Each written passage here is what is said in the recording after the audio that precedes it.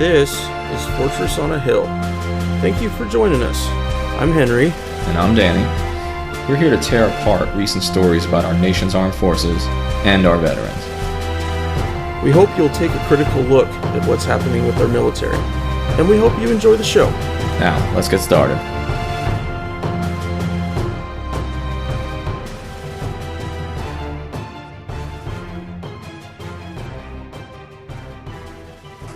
All right, guys, thanks for joining us today. We are hosting our own little moral injury panel today, and moral injury is a really fascinating subject to me, not just because I deal with it at times, but because it really points out some aspects of our culture, aspects of our military that people don't generally talk about. And before we get started, I want to go around the table, so to speak, and introduce everybody. Of course, we are joined by Major Danny Sherson from Kansas. How are you doing, Danny? Oh, I'm very good. I'm glad to be here on this virtual panel, our first, really, of this type.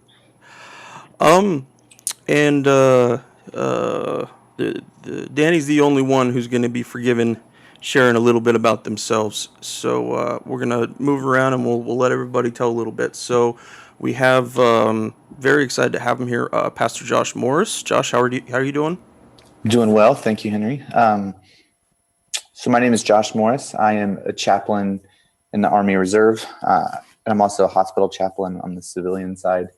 I work at a pediatric hospital here in Kansas City. So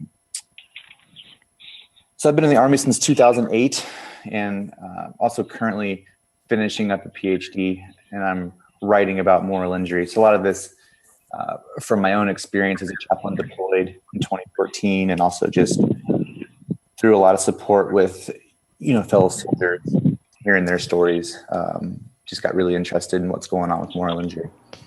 Great. It's outstanding. I mentioned before we got recording that I'm really thankful that people like Josh are still part of the military and want to be there for troops in whatever situation they're dealing with. Now we move around to a fellow I've wanted to have on the podcast for a long time, but he's out doing things for the troops, and he is our famous Warax. How's it going, brother? Hey guys, what's going on? Glad to be here. So thanks for having me on, and I'm glad we could work this out. Yeah, no, I'm so glad that you're here, dude. And last but certainly not least is a recent guest on our podcast and attorney who was kicking ass for service members the world over in D.C., Mr. Tyson Manker. Tyson, how are you? Hey, how's it going? It's good to be here with everybody on this virtual panel. I guess my place, I'm not the only Marine on the panel, former Marine, served in the infantry.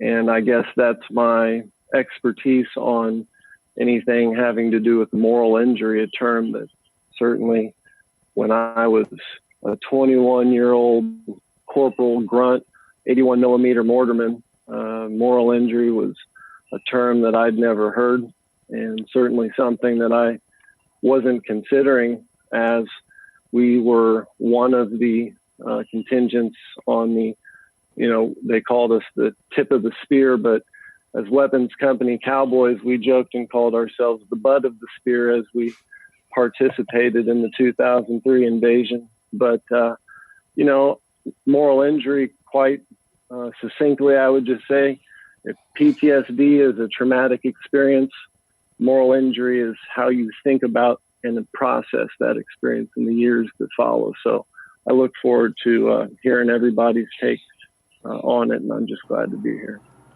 Yeah, thank you so much for joining us.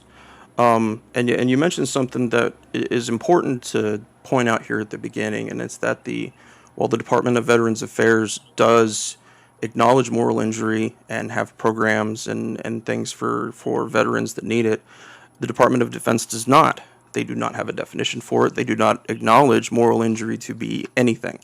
And I think that is a really important point that people need to understand as far as us as 5 veterans trying to deal with this, that it's not a far and wide topic. It's not something that very many veterans know about or even might consider for themselves. So starting off here, I want to throw out a couple definitions just so everybody listening can have a good understanding of this.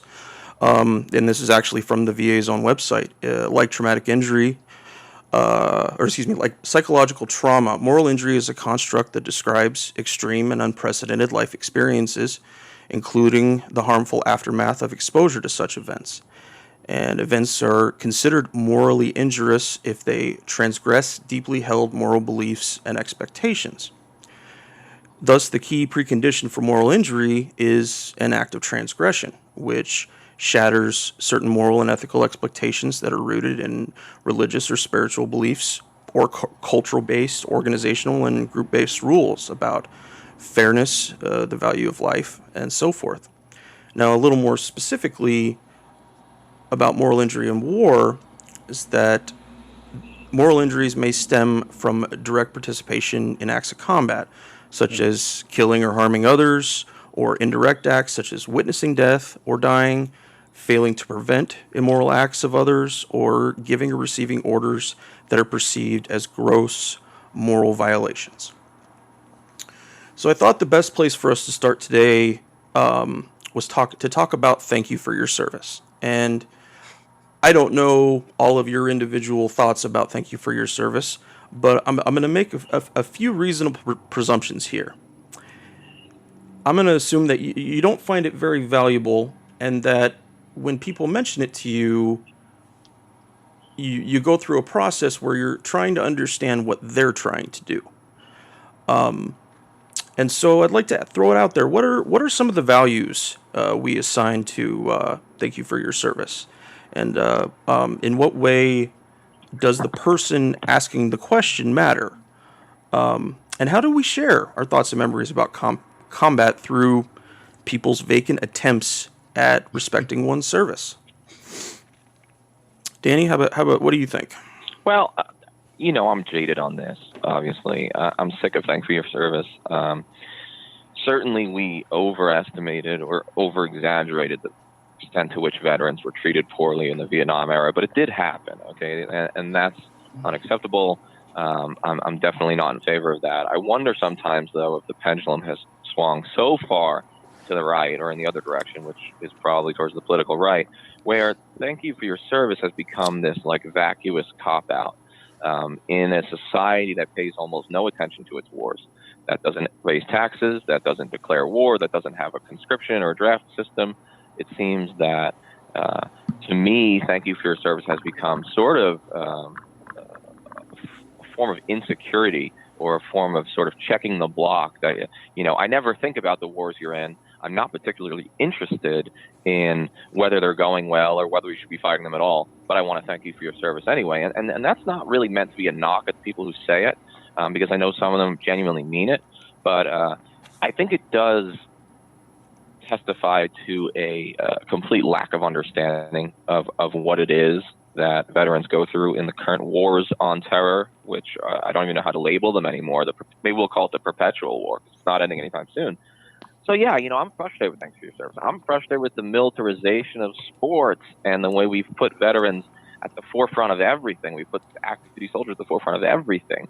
And I wonder if it's harmful for the Republic. So that's my 2 cents to start it off. As always, I'm probably on the more cynical side, but we all have a role to play. I agree with you. I think that it really depends a lot. I think it's something that I hear all the time. Whenever I'm meeting anybody for the first time, and they put together that I was in the military, you're basically guaranteed to get a, well, thank you for your service. And I separate it really into two groups.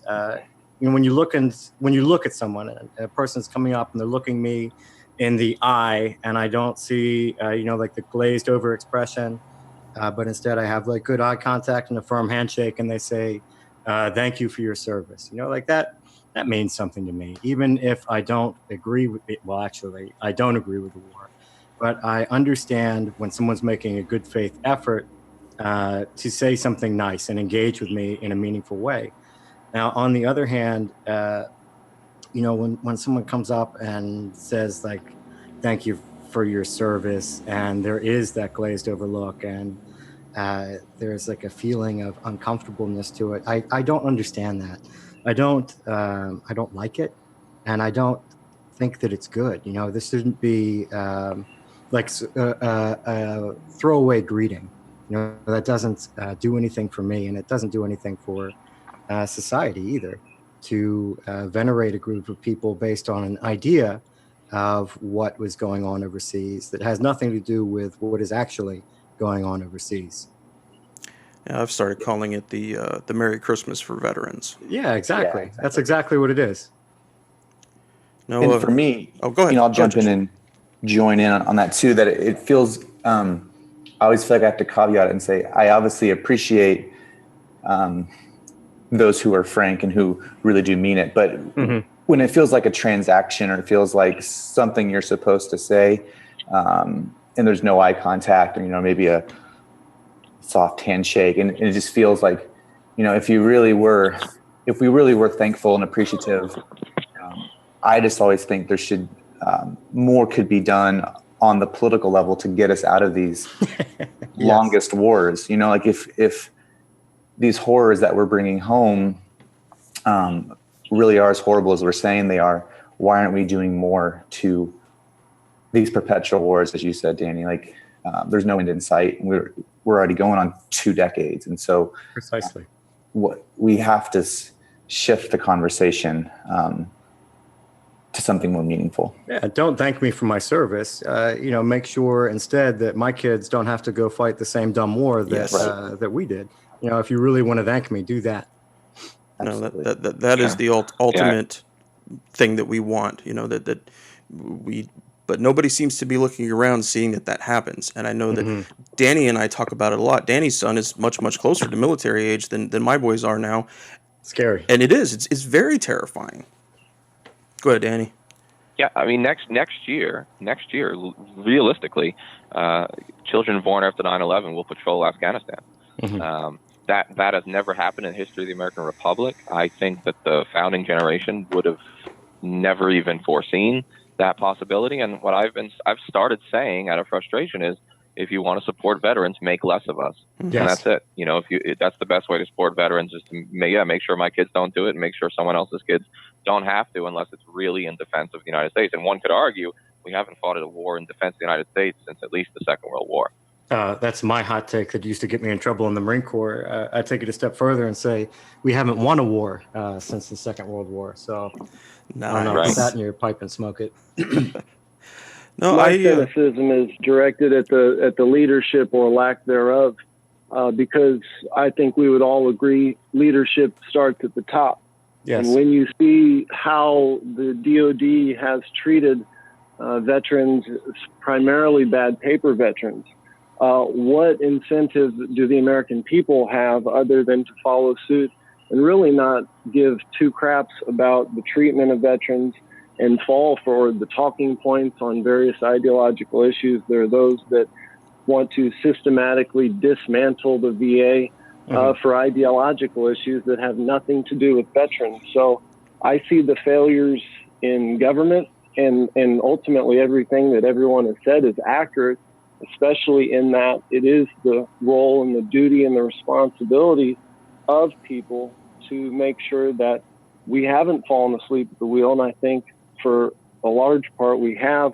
I can tell you that yesterday or the day before, I had the honor and the privilege of greeting the honor flight from Central Illinois, the land of Lincoln honor flight. And I can tell you that, the Vietnam veterans that came out, they were instrumental in my own healing personally.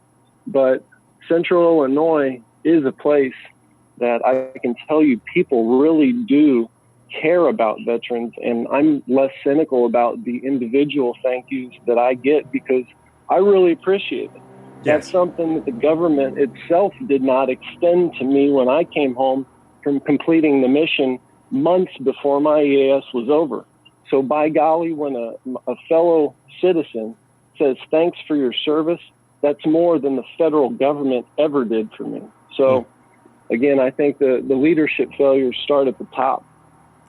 It does feel like, especially if we're thinking about it from Uncle Sam, it does feel like a very failed thought up slogan that really has no meaning. You'll see it on TV. People, the NFL will have commercials during their time of the year, and Yeah, please other stand. places, and I'm sitting there struggling to figure out the meaning here, because you're trying to put this out to so many different veterans who have so many different experiences, and you're basically lying to all of them.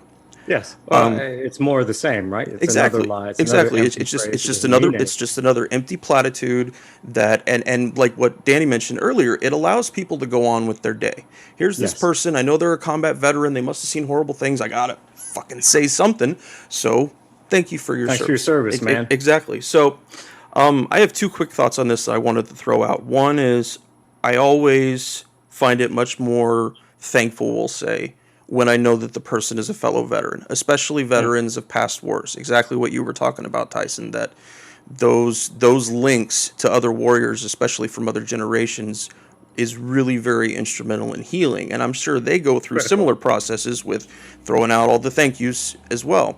So I will go out of my way if I see somebody wearing a Korea hat or a Vietnam hat, I will go and shake their hand and tell them thank you. And I usually tell them that I'm a veteran too, because I think that makes the process better. At least it moves it along a little further than when you go to the doctor's office. All right. Yeah, I agree with you. Can I jump in with one thing Sure. that Go I've for it, been man. thinking about? I've been trying to put it together in my head. There's one aspect to thank you for your service that I don't think that we talk enough about, and it's the guilt, that I believe that I can see drives a lot of these people. If someone comes up to me and says, thank you for your service, I never could have done what you did. Like I don't have what it takes to be a Marine, to be an airman, to do whatever. And with those people, I always take the time to try to correct that because I think it's unhealthy. I think that it is Yeah. at the heart of a lot of what's wrong with the United States is that we have come to put veterans on a pedestal that's really not deserved. Where we act like a veteran is better than a regular person. And what I take the time to say to somebody who says I can't do what you did is one, I laugh because it's funny, because I'm a Marine and I know that anyone can go through Marine boot camp. Like I know that for a fact. I've watched it happen. If you go to the recruiting True. station and sign the contract, you will become a fucking Marine. Like, you know what I mean? Like the government is not going to not Damn let you be a Skippy. Marine. You have to try real hard to make that not happen. And, for me, and I used to tell this to my guys too, my junior Marines, being a Marine is the easiest goddamn job in the world. All you have to do is show up where you're supposed to be at the right time, wearing the right clothes, and someone else will do everything else for you. So I think that it's really important to dispel this idea that because a person did not serve, that somehow makes them less valuable than anyone else. Because the truth is that all of us are in this together and we need to work together. It can't be this, we put it all on the vets and the vets will somehow figure all this shit out for us. It's silly. It's just not accurate. It's not true. And it doesn't reflect the best path forward. I really like your point, and sometimes I wonder why we put soldiers on the pedestal that we do. Poll after poll for the last 20 years has shown that the only public service that the American people still have faith in is the military. It's the military. The American people have no faith in the courts, no faith in the Congress. I mean, first of all, that's problematic for the Republic. But second of all, I want to know, why don't we thank social workers and teachers and nurses for their service? Yeah. It's putting a pedestal on a level above them seems like just obtuse and also maybe inaccurate. Dangerous. I think it's dangerous for the Republic to be brought up.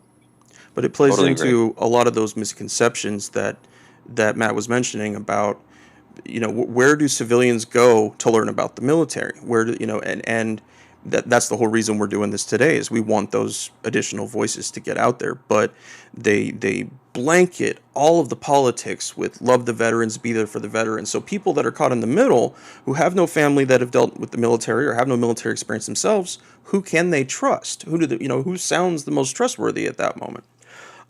I've gone to saying thank you for your sacrifice. I think that somebody pointed it out to me at the Vet Spar event I attended, and it everyone in the military sacrifices. You could say that to family members and dependents too. Everyone does. And so it takes a slightly different angle on thanking someone, but it doesn't, it gets rid of that really tricky word of service. That's the problem for all of us, isn't it? Is what are they thanking us for? Where's the service? Yeah, I don't know. I was doing a job, and that's something that I told guys when I was still a Marine Corps sergeant. It talk about my guys would talk about duty and honor and all this other stuff, and say like, yes, duty and honor, that is good, and we must act in a moral way, and we must do our jobs properly to the best of our abilities. But remember, at the end of the day, this is a fucking job that we're getting paid to do, and we're actually getting paid pretty well if you look at all of the benefits that come along with being a federal employee that carries a weapon and wears body armor. We have actually a lot going for us, and this idea that we're owed something else beyond what our contract stipulates, which is that they'll feed us, clothe us, take care of us if we get broken. I always I'm uncomfortable with it because of how because of what we were all just talking about, how that separates the military servicemen and women from the population at large. Yeah, and then with that, if I can jump in with the guilt thing, I think one thing I like what you said, Henry, about the sacrifice versus service is for those who wonder why they're being thanked for their service when they feel like, man, I was just, doing 42 Alpha type work, like I was doing HR stuff. Like I wasn't, kicking indoors. I didn't do anything. So then the guilt goes the other way of like, yes, you shouldn't be thanking me. I didn't do anything worth thanking. But if you switch it to sacrifice, like when you're there, you don't know. Like it's only in hindsight that you were safe, right? So I mean, it's in the midst of it where sacrifice instead of service might be a better word. So that's really helpful, I think. So I'd like to switch gears here a bit and talk about military family, or I wrote in my notes calling it warrior family. And that is the relation that we have with other veterans that we actually served with our units. And Tyson, when I sat down with you and we talked about your experience, I got a very different view, a very different experience from what most veterans deal with. And I'd like you to just tell us a little bit about that and your own dealings with moral injury, how the type of discharge you got affected your notions of military family. You expect Marines to be there for one another. That's the line, always faithful, right? Semper Fidelis, leave no Marine behind, right? Well, when I came home, days removed from Iraq, I found my entire command turning on me like the biggest terrorist because I had smoked a joint with a couple of my fellow Marines. And I've heard since that, you should have known better. Well, I'll tell you what, when I came back, the things that mattered before deployment were not the things that mattered after deployment. And, we didn't realize what pain we were in, but to have the traumatic episodes of war not even be addressed. And, the next thing that I knew, it was a new trauma created from my own family that I've said more than once, and I attest to this day.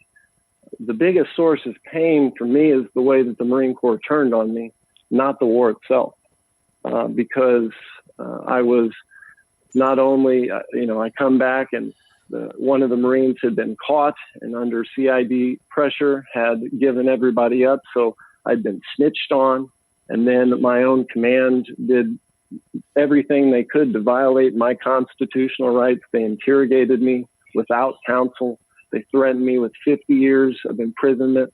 This is the kind of stuff that we were putting people in Guantanamo for. I was receiving the same kind of treatment the moment I stepped off the battlefield. Mm-hmm. That kind of, just sabotage from your own family, it's tough to put it into words to describe. And I guess my biggest disappointment is, I think due to the hierarchy, the dog-eat-dog nature of the services and the hierarchy whether it's real or perceived, of the MOSs. I remember as an infantryman jogging around 29 Palms in formation, singing cadences like, "Look all around and what do I see? Bunch of pogue bitches want to be like me." And that's the kind of mentality that we had, that you are not as good as us. And in the same kind of way, we chewed each other up and spit each other out. And I was on the receiving. It didn't matter that I was the first non-commissioned officer meritorious in my group of boots. And I picked up and I was a squad leader, and I was gun one, the fastest gun, adjusting gun with Matthew Nail, the fastest 81 gun, arguably in the Marine Corps in the world at that time. We went over to Iraq and did our jobs with efficiency. And I come home and got literally cannibalized for one piece of minor misconduct. And I don't think people realize the effect that can have on someone's life. I mean, I've now been contacted by hundreds of bad paper veterans who all tell the same story. And I think that, you know, like I said, my healing began when I started hanging out with Vietnam veterans, who were the group to welcome me with open arms and say, "Hey, thank you for your service. Truly, come sit in a room and laugh with us. Come have good life experiences." You know, so I'll tell you what, I think that the Marine Corps and the fighting forces, they always have to have some sort of a animalistic mentality as far as we've got to go kill other people to keep our national security safe. That will never change. But what I hope for is an armed forces that can then reconcile, hey, PTSD is real, moral injury is real, so we need to prepare our troops for the realities of, you know, carnal combat, where they're going to see death and then coming home and reintegrating into society by accepting and facing these realities. It's possible, but as long as DOD keeps its head buried in the ground, and you see time and time again the double standard with officers doing this and that and still getting to retire with full benefits, while the Lance Corporals and below, look at the Terminal Lance comic that Maximilian puts on. I mean, it's brilliant because it just points out the stupidity of the Marine Corps refusing to change in ways that would be beneficial to the Marine Corps, would live up to the motto Semper Fidelis, and it would make the Marine Corps and all the services their true potential. That needs to happen, but it's just not. And it's detrimental. And in the flip side of that, they're sending home people literally to be jumping into body bags, whether they kill themselves, they overdose on drugs. They're sending home a problem, which then has a ripple effect into the communities, which are felt by first responders, EMTs, police, family members who are frantically trying to get their loved one who served the help that they need. But now there are multiple roadblocks because the VA is wrongfully pushing them away, or whatever the case may be. It's a complete disgrace. And, you know, it took 15 years of suicides to actually get movement on the damn issue. But we, you know, if politicians won't do it, it's got to come from honorably discharged veterans to say, you know what, maybe that guy that got the OTH isn't a piece of shit. Maybe I should do some outreach to him or her. Was it really that bad what they did? Because you know what, they served overseas after all. More than 99% of the population did. If we can't make that acknowledgement in our own veteran community, then how can we expect politicians or civilians to make that determination on their own? Very true. Yeah, Very I true. agree with you completely. I mean, I don't think there's anything more ridiculous in the world than the way that veterans were treated. You know, guys and gals who came home with drinking problems, who came home and you know, did drugs, who did any number of things that were really symptomatic of trauma, right? Things that we know are now nothing more than caused by the job that we all did. And to slam the door in these fellas' faces and to tell them, you know, fuck off, you're not good enough, or all the things that you did, you know, your service, that doesn't mean anything to us anymore. It's wrong. And it's a betrayal. And I'm glad that there are men and women out there who are saying no, you know, who are saying enough. You know, we have to take care of these people. And I'm proud to know you, Tyson. I think that the work that you've done come come a long way. If you think back to the attitude that was 100% PTSD is not real. If you're exhibiting these problems, you're a pussy. To a more accepting, time now where we do recognize that these problems exist and people are willing to talk about suicide and post-traumatic stress disorder and problem drinking and family dynamics. But there is definitely still a lot of work to do. But there's this really strong sense of denial in the veteran community, and I think that's because most of us are men too. We don't want to face things. We don't want to see things. There was a story I covered a while ago about how the blast pressure caused by crew serve weapons can actually give somebody a traumatic brain injury. We're not talking about incoming fire. We're talking about somebody on a range here in the United States training for war can end up with a similar traumatic brain injury that people have seen in combat. Now, this is everyday stuff. I mean, you guys that served in the Corps, Josh and Danny served in the Army. We know how much shooting we do. We do a fuck ton of shooting. So you're telling me that this thing, which is essentially like a stapler if I worked in an office, but this 50 cal machine gun, that's mine. And when I was a gunner, it was mine, could do that. And so it's not always about specific damage, and even damage that we identify. It's about being intellectually honest about what military service really does to people.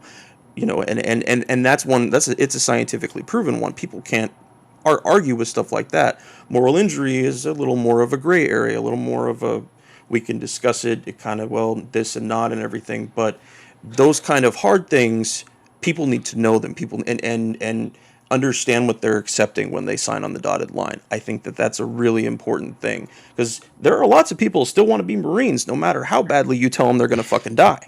It doesn't matter to them, but there are others that will consider your thoughts. Corps, right? Have you all read the book? It's written by Karl Marlantes. It's called "What It Is Like to Go to War." So he's excellent. He's amazing. Really excellent. I think that reading this book. So Karl was a Vietnam Marine Corps infantry platoon commander, and had typical experiences in Vietnam for a Marine Corps infantry platoon commander, and came home and had his life had challenges in his life that we see very much in today's veteran community, with alcoholism, with risk-taking behavior, and the problems that come personal and public along with that. And Karl's book is amazing because it is so honest about his experience, and it was one of the first times that I can remember reading something that made so much sense. And it made me feel as though, for one of the first times, I felt, oh shit, it's not just me. When he starts talking about the way that his body reacted, the things that he's thinking about after trying to come to grips with what he did and saw and was around in combat, and just saying that these feelings are normal, that this is the experience of war. And his main thrust through this whole book is that we must be honest with ourselves and with society about the role that soldiers play and what they really do. Because the more bullshit you have around it, all you're doing is sending people into a situation that is horrible, with unrealistic expectations. And that is why these moral injuries are so damaging. Yes. I got to participate in a VetSpar event a few weeks ago. I don't know if you guys know what that is, but they do meetings between civilians who have no military experience and veterans like us. And we get to, the last one we did was about thank you for your service. And we all talked about it around the whole room and got to hear from 12 or 13 different veterans and 10 or 15 different normal civilians, family members, stuff like that, so we can break that ground, so that those kind of things. I'd also like to throw out there Danny's book, The Ghost Riders of Baghdad. It is an amazing piece of work for exactly this kind of stuff. I didn't know that officers would cuss that much in front of former enlisted. We're going to talk about that after the show, Danny. But no, it really is a neat, succinct tale through his experience, and it's his book if he wants to keep talking about it. Yeah, no, I mean, the thing started out as like an angry rant against some bullshit I heard on the Senate floor about the Iraq surge, but yeah, it developed into so much more. And once I started interviewing all the guys that I had served with who were still alive and the families of those who weren't, it definitely went in that direction a little bit, and it started to become really the story of a platoon more than of one guy or of one war. You know, there's almost nothing more frustrating than some of like the platitudes about what it means to be a veteran or what it means to go to war, especially from people who, you know, who haven't been there. But, you know, Tim O'Brien was a Vietnam vet who wrote a lot of great books, including The Things They Carried, which I think won a Pulitzer Prize.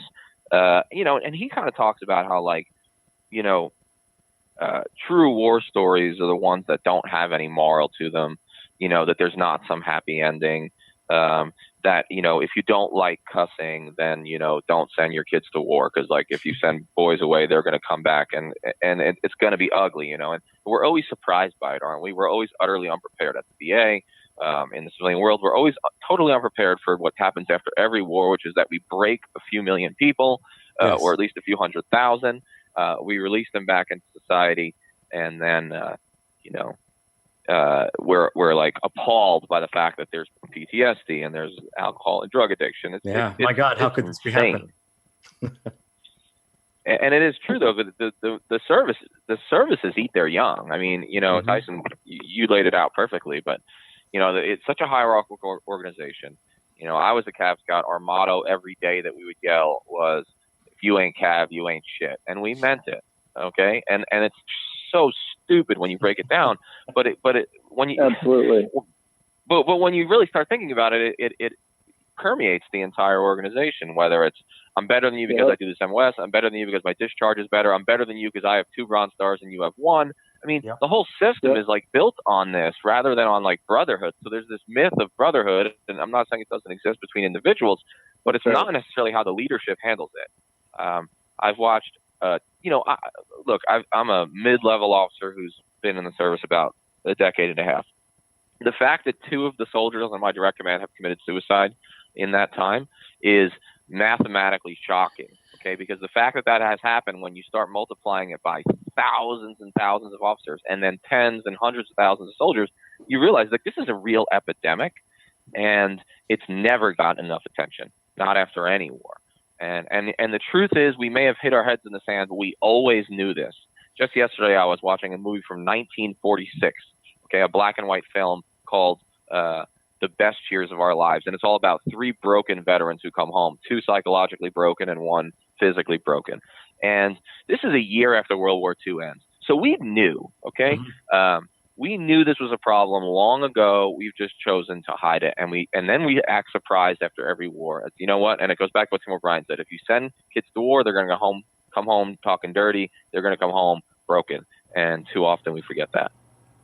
That's something, though, we don't talk about much as far as the pre-Vietnam era. You know, I've never felt comfortable with my 94-year-old grandfather about asking him if he ever felt suicidal. If he, you know, there to me, there seems to be a generational gap for them, but I don't know if that's just part of their, you know, unspoken code of silence, or is there a lot more meat there about what really happened and people just refuse to talk about it in the era? I would say there's a lot more there, and that you could, by asking that question, I think you'd be surprised at his willingness to share, and especially from a veteran. I think hearing it from you, or hearing you ask and being willing to listen to those stories, I think is a gift to him and that generation.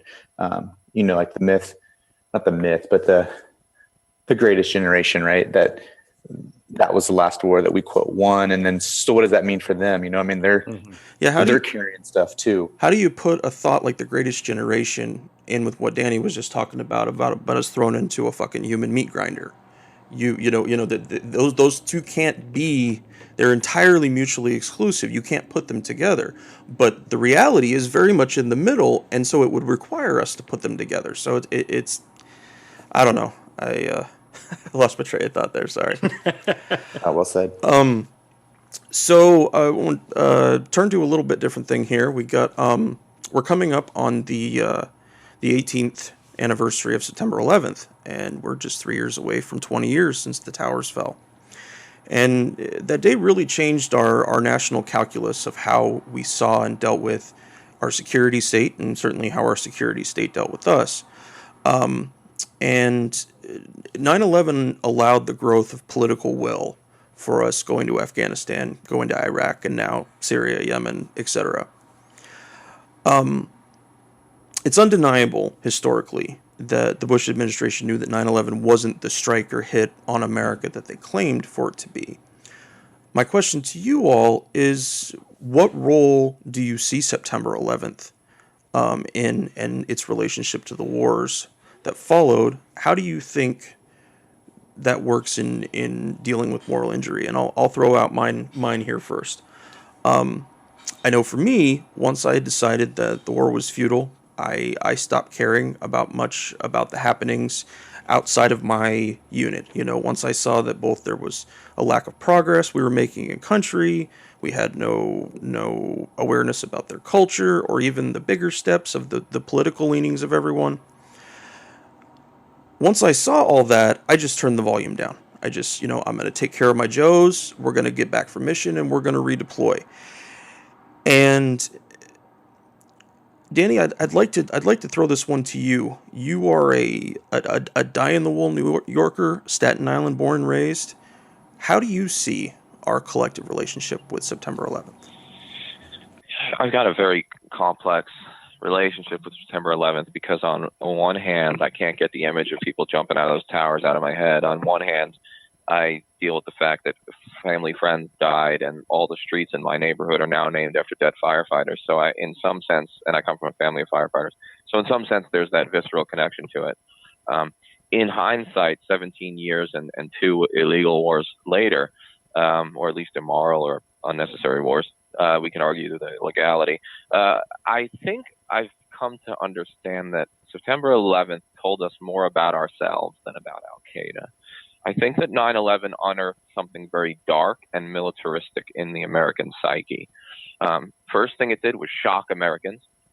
Americans were shocked that someone would attack us, not realizing that an attack on the United States was in some ways a completely rational response, not a moral one, I'm against the attack, but a rational response to American attempts at hegemony in the Middle East and around the world. So the first thing it did was shock Americans into why do they hate us, and without any understanding. And the second thing is it unearthed this unique American exceptionalist desire to have total hegemony in the world, to be the superpower and to have its soldiers everywhere. Now, we had already had that prior to September 11th, but September 11th made it okay for that to be overt.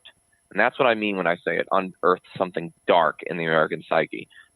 America had always had hundreds of bases around the world. Now we had more, several hundred bases, and we were engaged in combat by the time Obama leaves office. He's a liberal, by the way, right? By the time Obama leaves office, we're bombing 8 countries directly. Okay, we are directly engaged in combat in 8 countries. So I think September 11th provides the justification for American militarism and perpetual war. President Trump's probably not going anywhere, even despite all the madness that's happened in the last few days. I doubt he'll be impeached. I wouldn't be surprised if he wins again, in fact. But what we do know is that we will reach the 20th anniversary of the war in Afghanistan. We will reach that. I would be willing to put all my money and probably my youngest kid's sale up on that bet. But we're going to fight a 20-year war in Afghanistan. We're going to have to look back and ask how this happened. I think part of the reason it happened is because September 11th unearthed a dark militaristic streak in the American psyche. I'd For me, absolutely 9/11 agree. will forever be connected because that's the justification as young Marines. When we watched the towers fall from 29 Palms on TV, we instantly knew deployment, rotation schedule, we're going. We didn't realize how very much in the lead we would be. We went over there, and I can tell you all that we literally drew in chalk on the side of our AAVs, "Payback is a B," with pictures of Saddam Hussein. we believed that Saddam Hussein was responsible for that attack on American soil, those attacks, and that we were going to avenge those attacks. We were doing killing that needed to be done. There was nothing immoral for the killing that we were preparing ourselves to go do. And guess what happened? When we get over there, there's no military that was in charge of this policy. Little did we know that the perpetrators came from a different country, several countries over. As a matter of fact, it turns out that we should have never been in Iraq in the first place.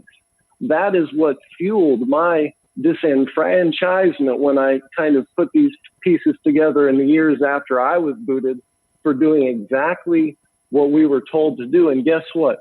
The people that ended up dying in the crossfire, not a single one of them had a thing to do with 9/11. Not a single one of them had really a connection to even the military. There were civilians that were caught in the wrong place at the wrong time, and we believed we were there to avenge 9/11, and we ended up just killing people that had nothing to do with it. In the years after, how can you not think about that and feel some sort of remorse?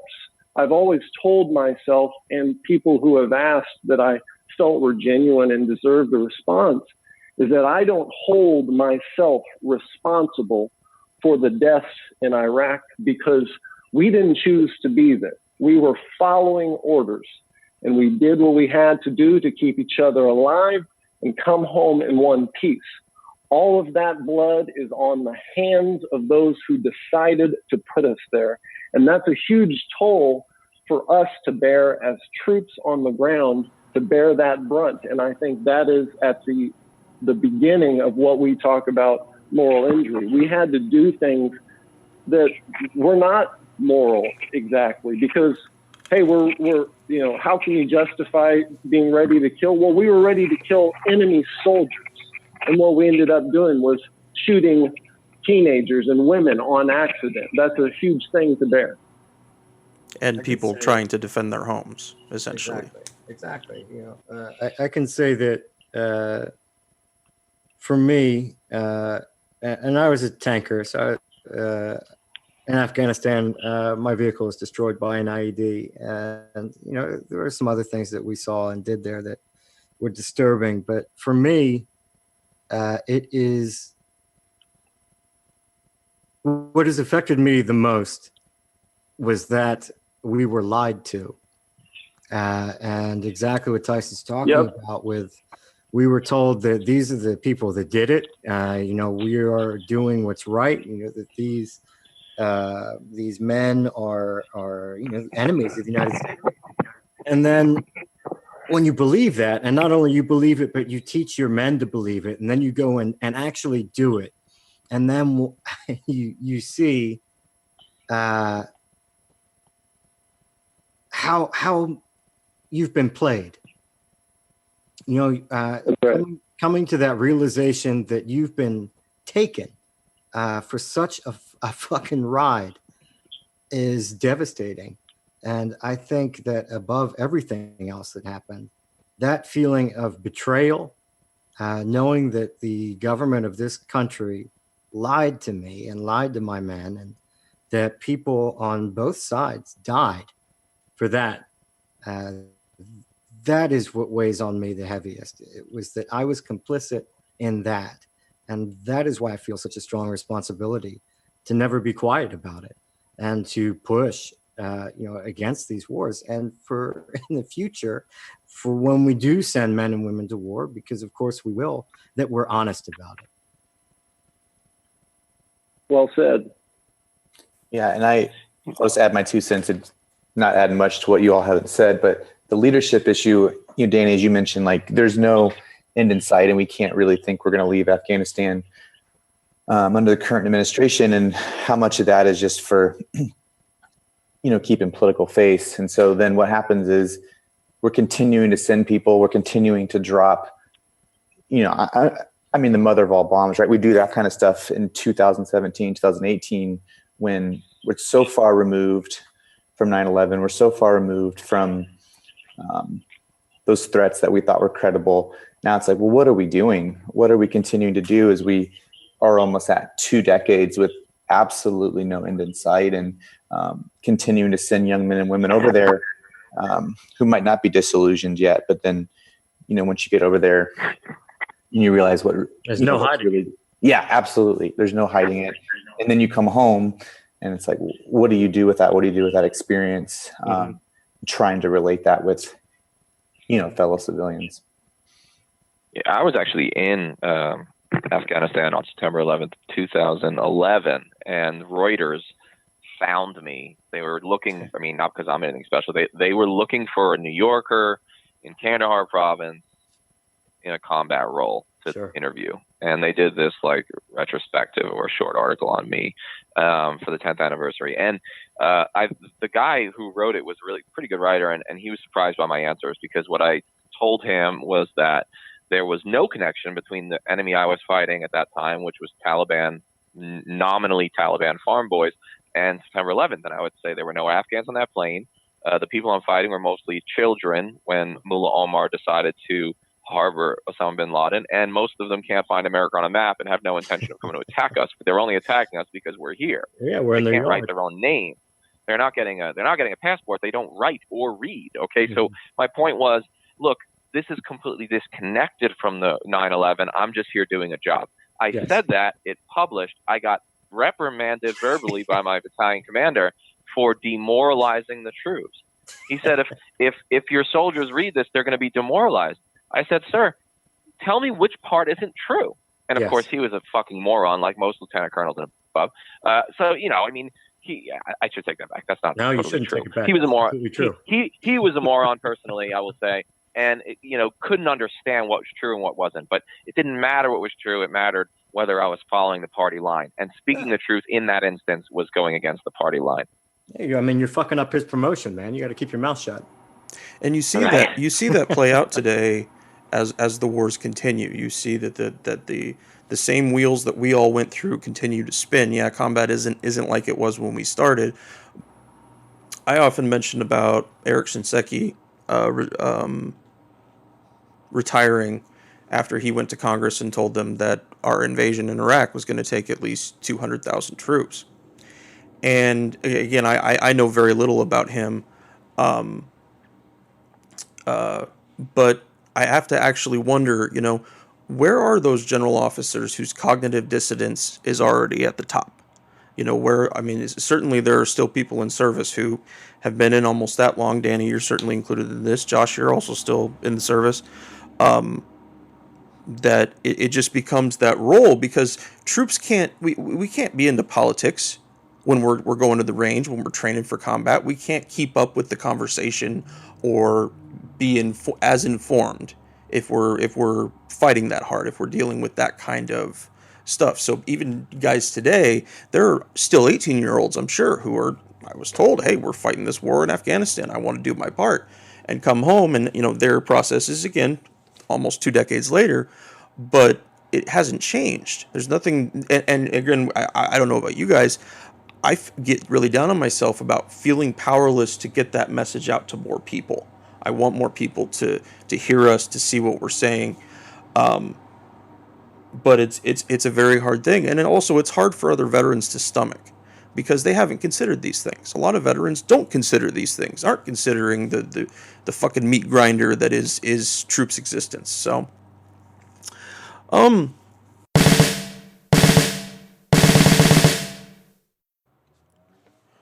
got a few housekeeping notes for you guys. First off, there's several different ways you can keep up with the podcast. Obviously, subscribing with your favorite podcast place, iTunes, Stitcher, Podcast Addict, what have you. You can keep up on new episodes that way. We also have a page on Facebook, and we have our main Twitter feed, which is at Fortress on a Hill. If you happen to be a friend of the main Fortress Facebook profile, not the page, but the profile, it would probably be a good idea to go like the page anyway, because that's where most of our stuff will get posted. Also on the page is where we'll be having live streams or any other events that Danny and I have going on. Second thing, I'm going to start taking in a lot more military films, and I'd like all of you to join me. There's so many that I've never seen, especially a lot of older ones, and I think that we need to talk about them more. I think that that's the way that people learn the most about the military, and we as veterans need to parse through some of it. So what I'm going to do is I plan to start writing reviews on these films, and I'm going to post a schedule of dates for doing a Google Hangout to talk about the films. I'll give everybody a good 2 weeks between announcing what the film's going to be and scheduling the Hangout. If you want to send a message to be read or audio to be played during the Hangout, if you can't make it to the actual Hangout, let me know and I'll include it. The first film I'm going to be doing is 2001's Black Hawk Down. It was a seminal film for me in learning about the military, and I think it's a really good starting point for us. And please email me if you have any suggestions for films you'd like me to add to the list. Third, we need some reviews from you guys. If you're an avid listener of Fortress on a Hill, please take the time, go to iTunes, leave us a review. We would really appreciate it. It's incredibly helpful for our downloads, and it lets others know the type of podcast we've created. Only takes a couple minutes, so please go drop us a review on iTunes. And lastly, we're always in need of more patrons on Patreon. Everything that Danny and I create for the podcast is out of our love for our fellow veterans and about the issues that we're covering. Unfortunately, love doesn't have a good exchange rate with the American dollar, so instead of love, we'll just take American dollars. It helps us pay for server costs, equipment expenses, advertising, and savings for big stuff down the road. A few dollars a month helps us more than you could possibly know. I'm currently in the process of redoing our rewards, so if you have anything that you want Danny and I to do in our rewards, please let us know. Now, back to the podcast.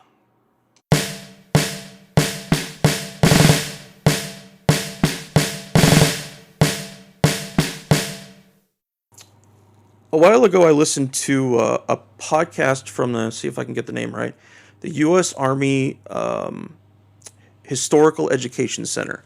They actually record lectures that are pretty good about a variety of topics, and one of them was by David Wood. I don't know if any of you guys are familiar with him, but he is someone on the forefront of dealing with moral injury. He's written several books, and he was the name from the study that I sent. Anyways, he posed the question about, is war truly able to be antiseptic? Are we really able to separate ourselves out from any kind of conflict? How do we determine as lay people what are the good wars and the bad wars? And we started to hear some Trump cabinet members talking about this idea of a bloody nose strike, which is the stupidest fucking thing in the world to me. But when they mention that, when they don't ever really break it down what that would mean. Danny and I've talked a few times about the low yield nukes and how they're just as bad as the large ones. Yes, they won't radiologically obliterate an area as big as the big ones will, but we're still talking about changing the entire nature of our world by using even one of them. So how do we do that? Is there a way that war can truly be surgical in its nature? And how do you guys think that the media and our TV and film industry fit into that? I'm just going to jump in real quick and say it is impossible for war to ever be completely discriminatory.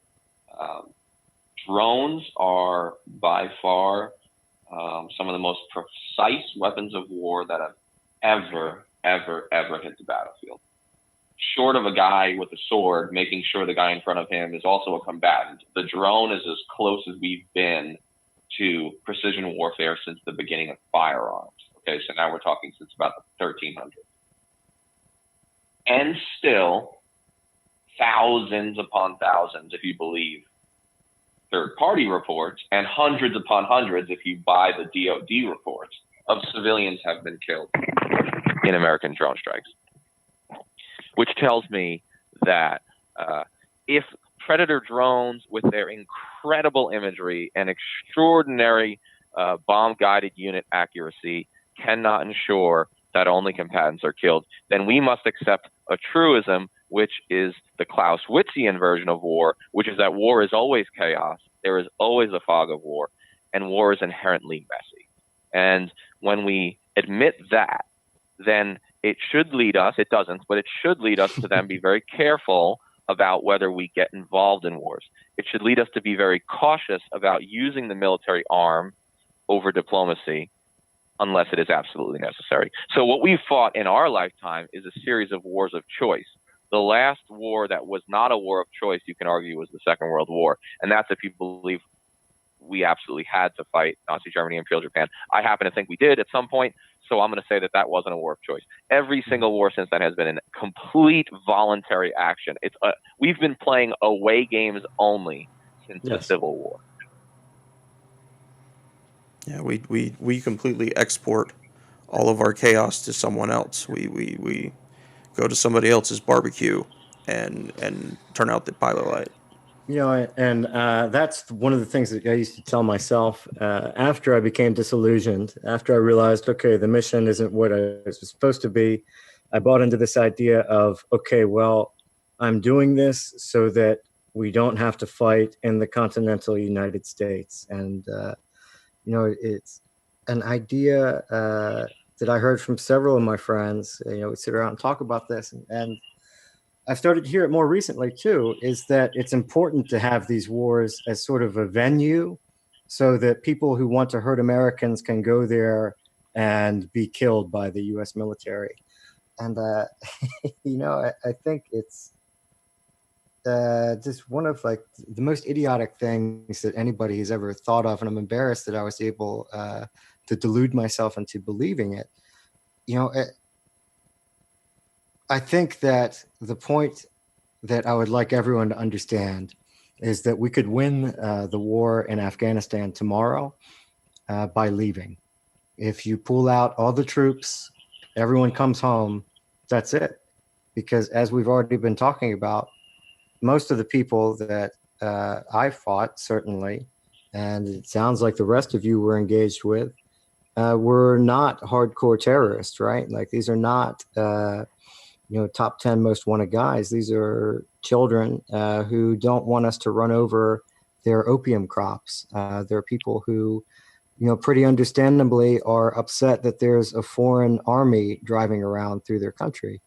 And it seems to me now in my, you know, ripe old age, looking back with the benefit of hindsight, that if we fucking leave, they can't kill us anymore. And we won't be killing any more civilians either, because we won't be there. I don't know, though. Maybe I'm just crazy. Well, yeah. I mean, I think I agree. I agree that we should pull out. However, I think at this point we should all agree that there is no win. It's hard to argue that after approaching decades, thousands of lives lost, trillions of dollars, that we can, in any reasonable fashion, wasted, right? In any reasonable fashion, come home and say, mission accomplished, we won, they lost. As a matter of fact, those aren't even the criteria for war anymore. What are we, you know, as was pointed out, what is the objective? I'd like to say to the point, the question, does the media and Hollywood play a role? Absolutely. For the first 8-9 years of the war, certainly the time that I served, the American people were censored from the realities on the ground. As a matter of fact, the press was forbidden from showing the bodies of returning American soldiers and Marine sailors, airmen that had been killed.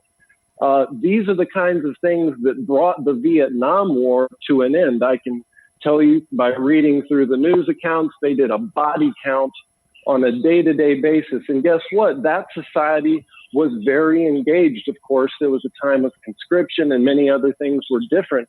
But if the American public had a better understanding of the war, they would be more engaged. And how could we do that? Well, we could do that by, you know, having the news actually report on the war instead of, you know, the average take home for the tooth fairy that some news channels report on, just ludicrous stories of ducks crossing the street when we've got young Americans being slaughtered for no purpose overseas in their name. So if we had these images coming home I think the American people would react differently. So absolutely, the media itself is complicit in not covering the war in a realistic manner. And Hollywood, in turn, is complicit in glorifying all that should not be glorified. And in conjunction, you've got an American public that sure as shit is set up to not understand the realities of what is done in their name.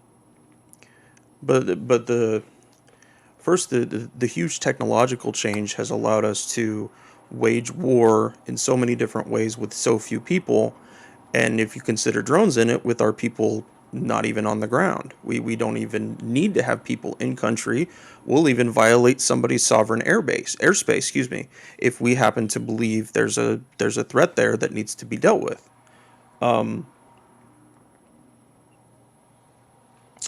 Sorry. I'll say that ahead. The problem is, I think that maybe the best opportunity the drones provide us now is the opportunity for American people to see what the war actually is.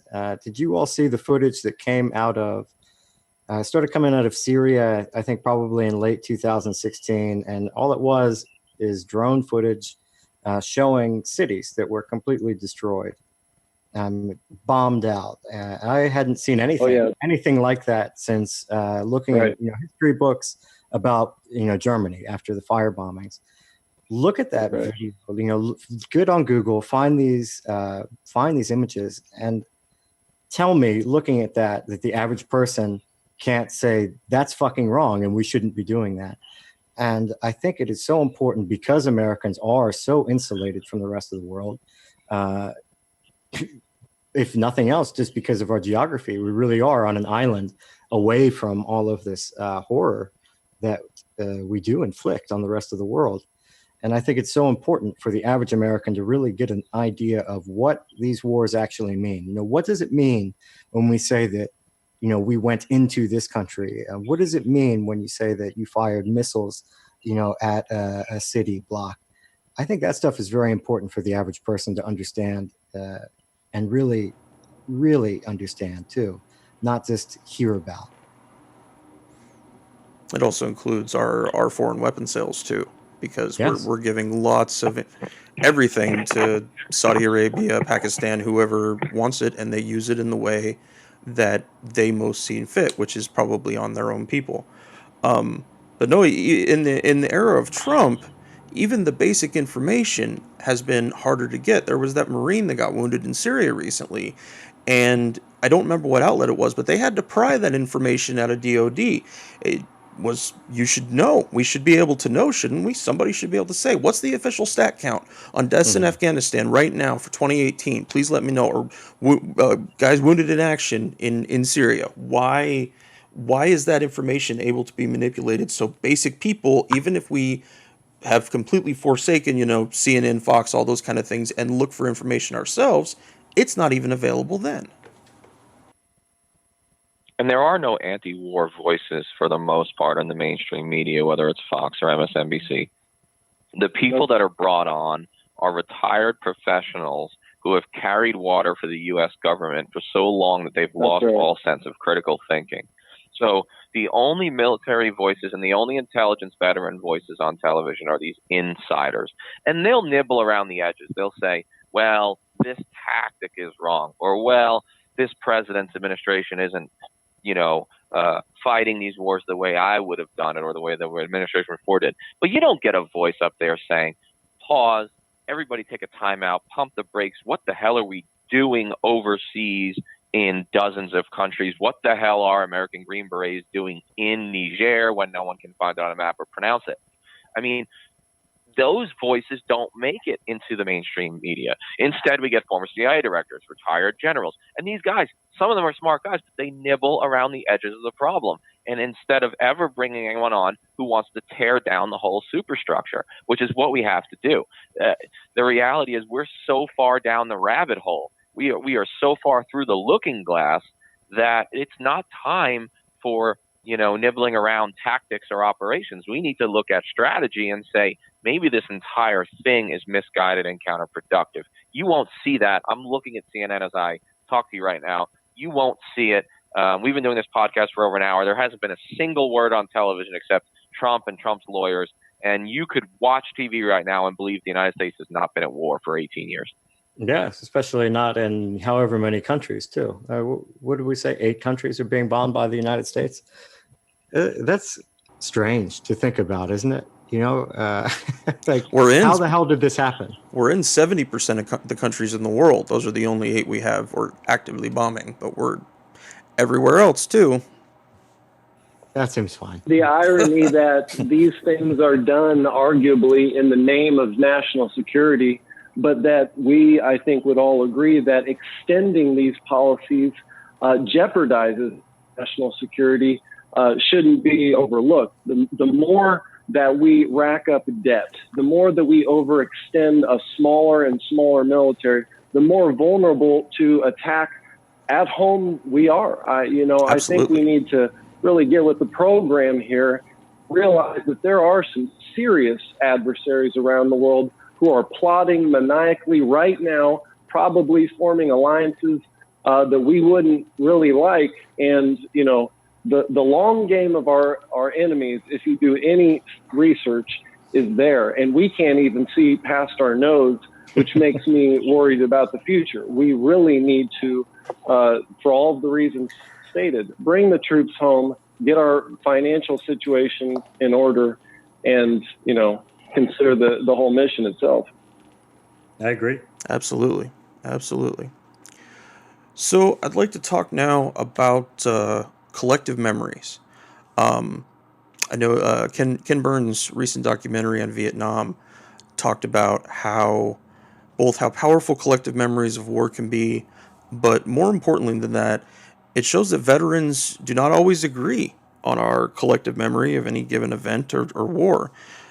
Danny and I have mentioned on the podcast many times that we both see the war so differently for our fellow veterans. And so my question for you, how do we deal with moral injury in a climate where so many veterans either remember differently or and share that view with whoever might listen, to veterans who have no wish to have any part of the discussion? How do we deal with that collective memory? Well, I'll jump in with something we're talking about in the last question. Like, I've written about this and think about this, that it's hard to have a different memory of the war when the war that's being presented, like, you're not allowed to show coffins, or you're not allowed to, have those death counts. And so the memory that we're collecting of the war isn't as robust as the actual experience of the war. Literally censoring the information. Yeah. And so the memory then, which then gets into the very first question about thank you for your service, is people experience veterans as heroes or their head cases, right? They're either, they kicked in the doors and they did all the great things, or they come home and they're broken. Yeah, they're broken, suicidal head case. And so there's no real middle ground. And so what I've been interested in is, like, developing a more robust and a counter memory of what war means, what it was like, because it is ambiguous and it is gray, and it does depend on who you're talking to and maybe on what day, on what tour they're talking about. Like, we can't have a 17 plus year recollection of war that's going to be black and white. Like, it's going to be gray. And that's the point. And so to be able to heighten and prioritize those extra, counter memories, I think is our responsibility as a society, to have an actual robust view of what these wars have really been like. Josh, why don't you go ahead and give us your view about counter memories? Kind of explain them a little bit. What should we be looking for in looking about this topic? So I got into that when I was in school, reading a lot of critical theory, reading a lot of Foucault, and he talks about the French response to World War II and the counter memories of that experience, and what were the films talking about the French response to World War II. And so then he takes that, as he normally does with most things, and he looks at memory of, well, who does memory serve? It serves those who are writing history. It serves those who are in power, and who are trying to maintain the hegemony. And so the counter memory then is, okay, well, what happens in those in between spaces? How can we privilege those sites, whether it's as a site of resistance or just, hey, this is my story. I didn't experience Iraq or Afghanistan in that way. I experienced it in this way. So for me, especially as a chaplain, much of what I do in either counseling sessions or just talking to soldiers is just giving them a space to tell their story with you being non-judgmental and just allowing them to just unfold and describe what it was really like for them. Instead of being told that this is what your experience was like, but it's to be able to start those conversations, like I was saying with your grandpa, that what was it like for you? And being willing to sit in that ambiguity and to sit in that pain of this is what war really entails. This is what it entailed for me. This is what it entailed for my family. This is what it's been like for me to come home and try and go back to work or try and go to school and try to make sense and make new meaning out of what it meant to, do these things on behalf of the government or on behalf of your unit or just, yourself as an individual soldier. And so I just was getting disillusioned with movies about war. The national anthem stuff really frustrates me, that there's only one black and white view of our memory and our whole collective narrative of these wars. And so how can we make that a little more rocky and a little more ambiguous, because the ambiguity is good, because then you're going to have to start asking the deeper questions like we've been talking about. You're going to have to say, well, why are we doing this in these countries? I didn't know we were in Niger. I didn't know we were doing this to Yemen. I didn't know, X, Y, or Z. And so, counter memories just offer the opportunity to kind of make things a little more gray instead of so black and white. It forces people to deliberately sit in the middle between hero and head case. It stopped a little bit of the blatant labels for a minute. Absolutely. Yeah, and that might not be a comfortable place to sit, because then you're going to have to start asking follow-up questions. You're going to have to start thinking a little more critically about what's really going on. I know I can't think of his name right now, the author Wood, the guy who does stuff on moral injury. I know David Wood, thank you. In that podcast I listened to, he really emphasized what you just mentioned about you have to sell yourself to the person that's sharing. You have to find a way, and however you know them, to let them know you're okay with the discomfort of the words they share. You're okay. You're going to sit there and you're going to shut the hell up. That's the number one thing, right? Is that people need to listen intently without being judgmental and letting them get through what they need to say. Okay. Danny, you have any thoughts about this? Collective memory is a problematic thing, because I like to go after sacred cows, and one sacred cow is the Second World War, for example. The collective memory we've been fed about the Second World War is really mythologized, really sanitized. It's this whole idea of the greatest generation and the perfect war, the good war. And there's a book called The Good War, in fact, that's really takes on this myth. When the reality is the Second World War probably had to be fought, but it was fought in a very immoral way. I mean, our allies were the Soviet Russians, who had killed millions of their own people before and would kill millions more after. That was an alliance of convenience. Probably a necessary one in order to beat the Germans, by the way, but it was an alliance of convenience. And we firebombed people from the sky.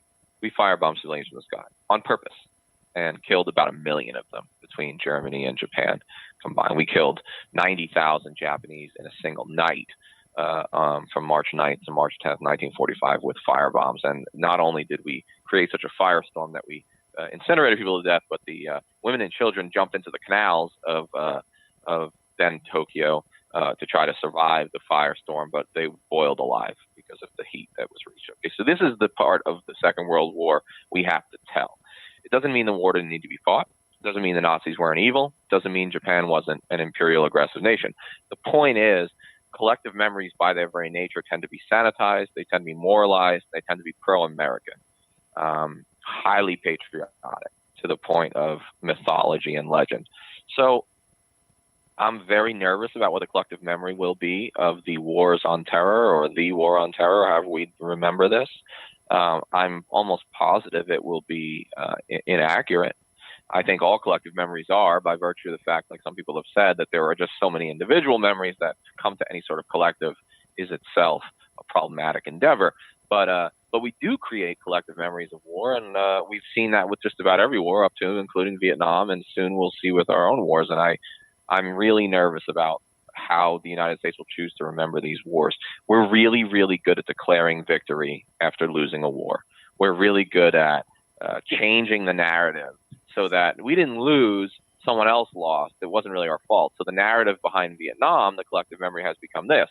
The soldiers didn't lose. They won every battle. They won the war. It was the politicians that made them tie their hands behind their backs and lost the war by selling out.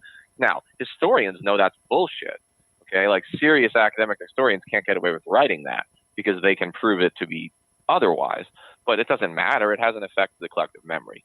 So the very concept is dangerous, and it's often nefarious.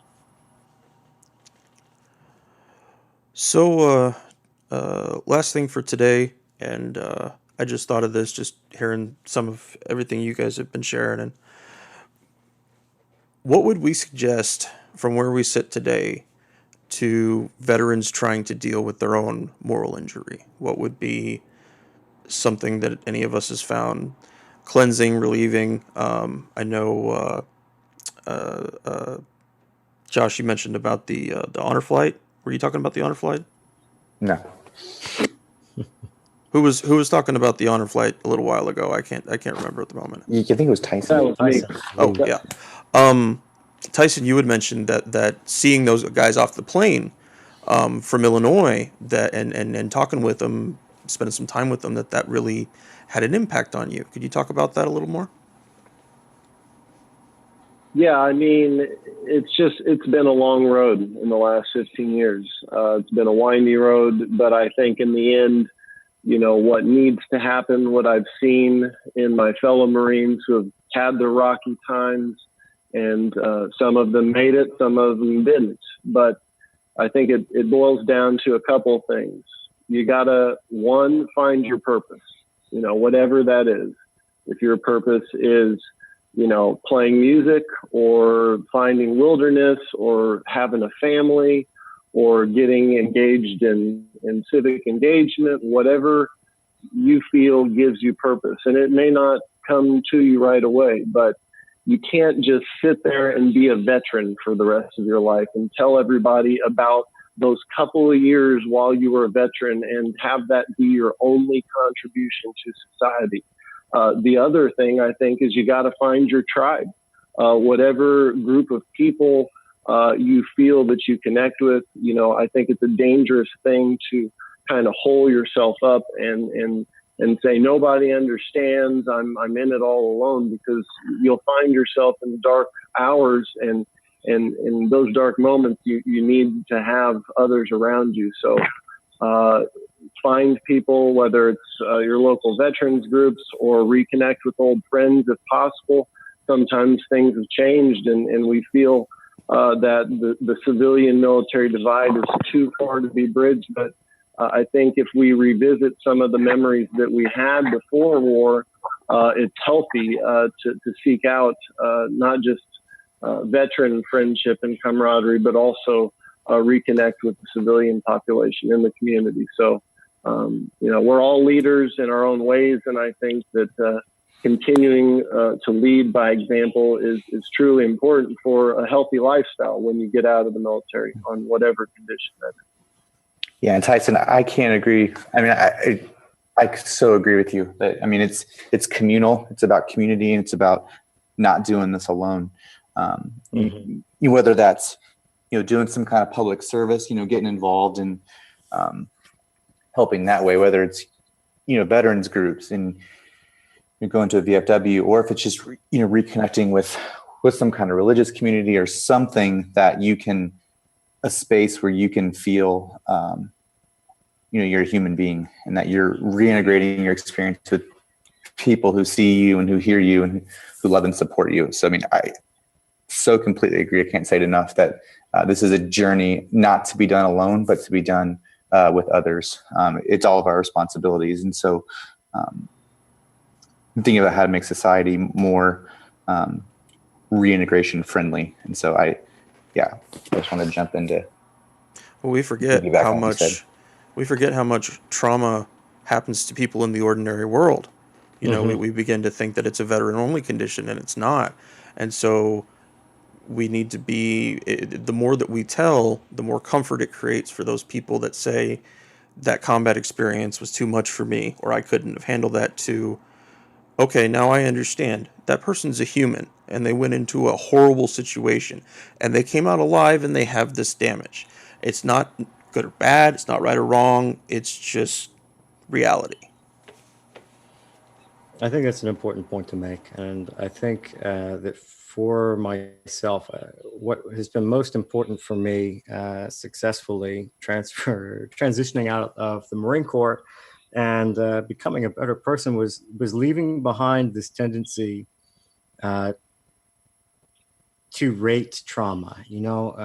One of the things that I really beat myself up about after I got hurt, I got to Walter Reed a couple years after I was about a year after I was blown up. I ended up at Walter Reed, and I'm surrounded by people who are amputees, who have been shot, who have been terribly burned. And I look at myself, and because I was mounted, I was in the tank when we hit this ID, to look at me, there's nothing wrong. And I spent a lot of time looking in the mirror and thinking, I'm a fucking fraud. Like the people who really suffer, the people who really deserve help, it's those guys over there. It's not me. And, I spent a long time in the dark being very upset with myself because of that kind of thinking. And it wasn't until years later, I met up with one of my friends after I retired. And he was there with me on the day that I was injured.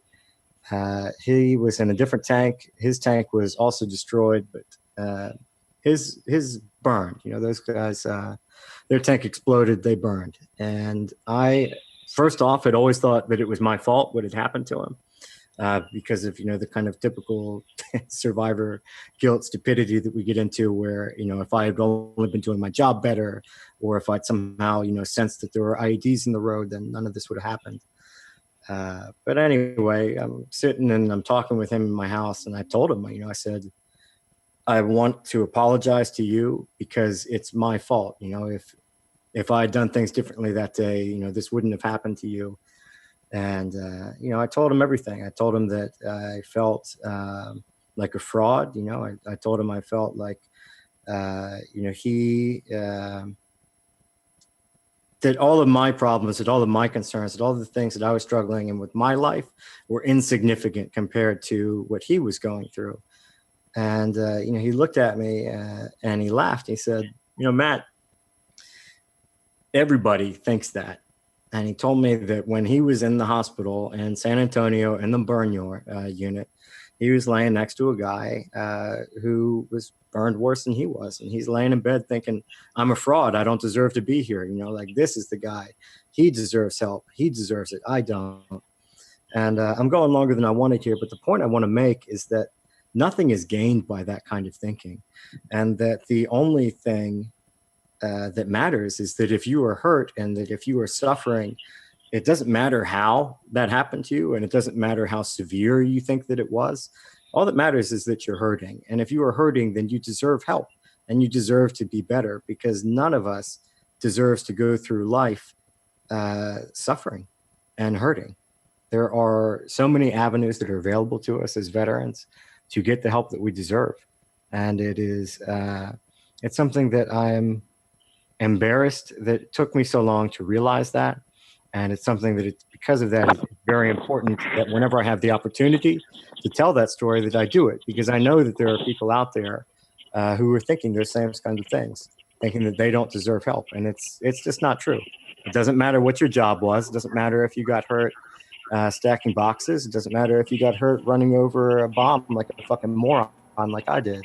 The only thing that matters is that if you were hurt, you deserve help.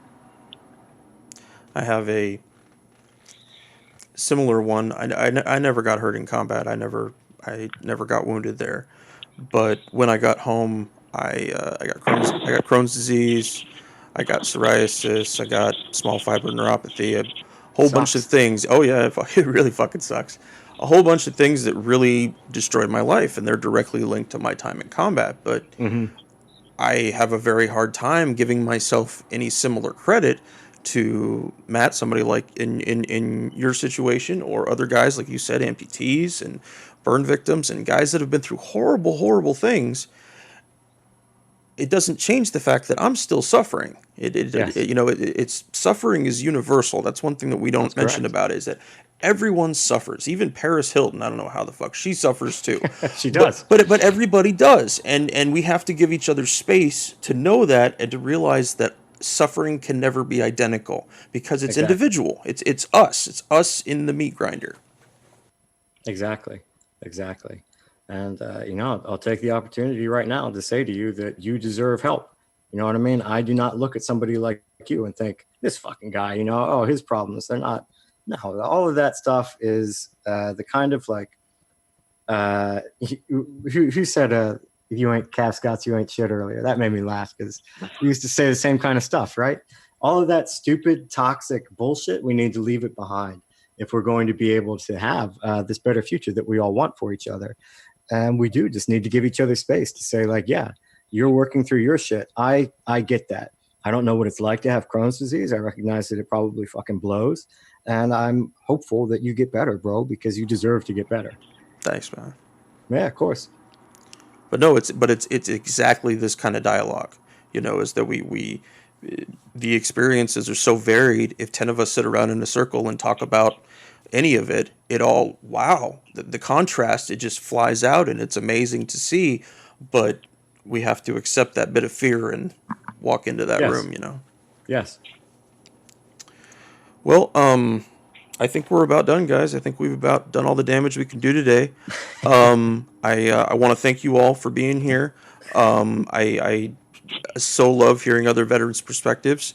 But all of us we're doing our best to help as many of our brothers and sisters as we can. So it categorizes us slightly differently, and maybe we can do this again in a couple years and kind of hear how people's experiences have gone. But I want to thank you all for being here. Matt Morris, the legendary Warax. Yeah, hey, thanks for having me. It was great talking to all y'all. It's always nice, to be able to communicate with people and say, like, oh, you guys aren't fucking robots. You're actually real people, not the screen names. So that's pretty cool. Absolutely. Chaplain Josh Morris, thank you so much for being with us, too. Yeah, thank you. Thanks for the invite. Absolutely. Tyson Manker, my brother, thank you for being here with us. Yeah, thanks for having me. Take care of one another.